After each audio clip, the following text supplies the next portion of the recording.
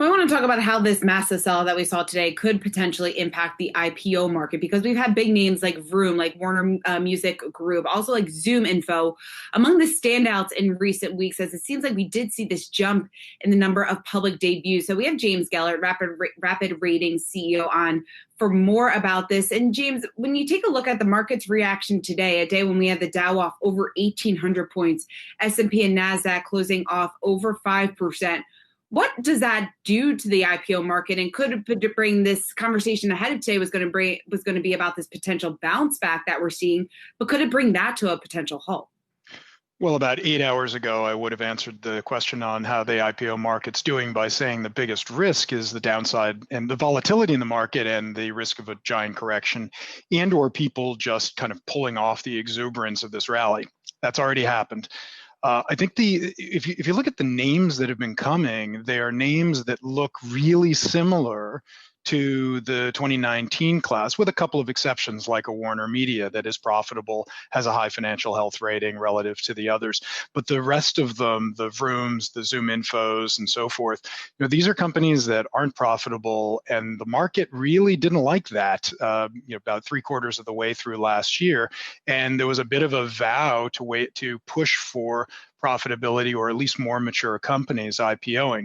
And here we are, back in it again, and I would say that this correction is going to give a lot of pause to a lot of the people who have been, I would say, speculating, not investing in the IPO space.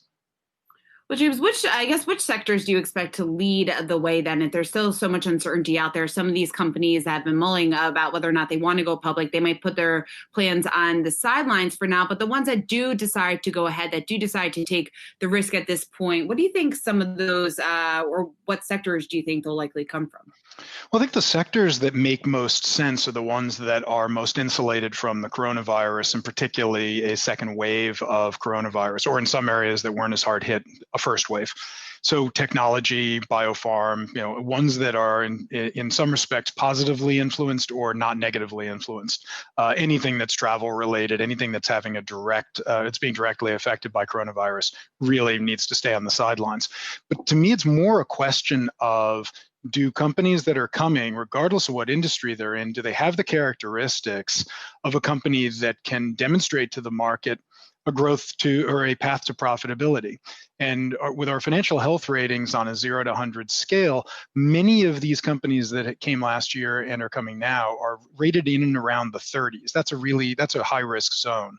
And to me, the real question is, can a company come that is a higher rated business, and or one that comes at a lower rating, can they demonstrate to the market and articulate to the market that they actually have a path to generate profits anytime in the near term? And most of the companies haven't been able to do that. James, I have a question, maybe just more like conceptual, about what business uses IPOs for anymore, because it seems that they're only, pure kind of cash outs. They're liquidity events, right? We don't see young companies, and there are exceptions obviously, but youngish companies coming to market to raise capital with a great business idea. These are brand names that have a lot of investors that need to get paid. And now we kind of see this rise of SPACs.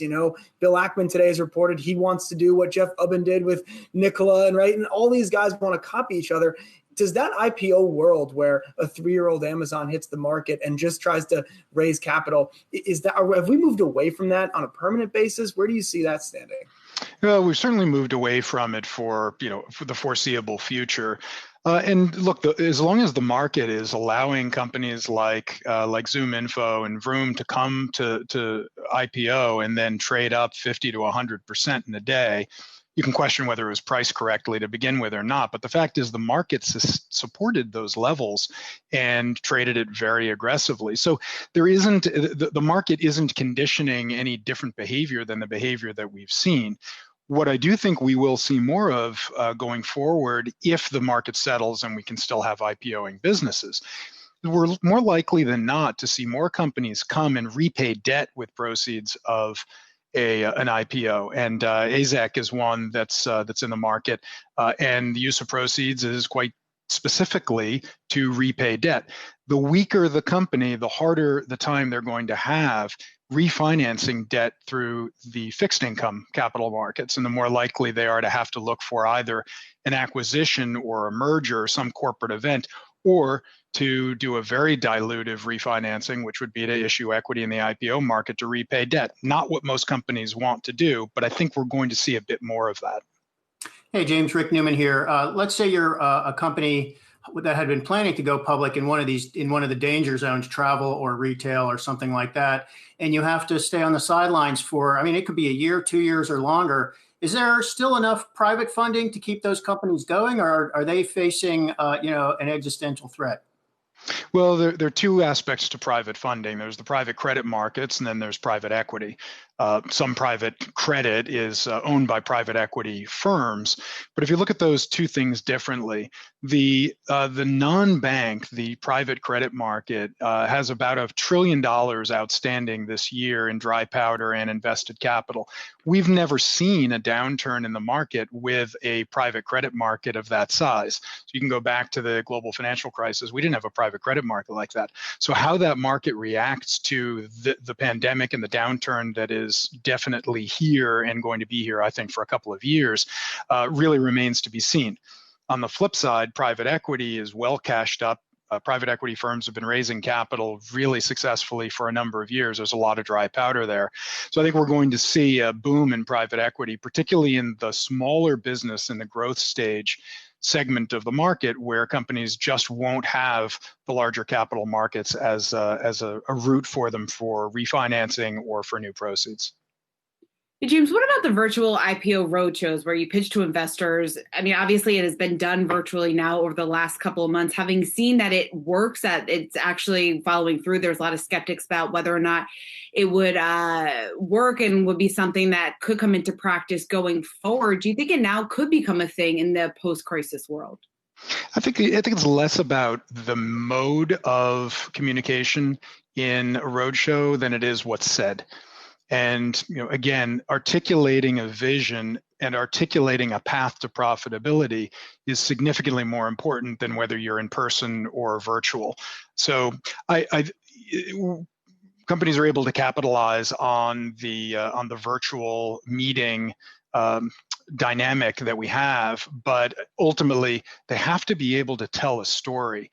And if they can't tell a story, they're going to be in big trouble. Now, today, the story is not just about the individual company and what its plans are.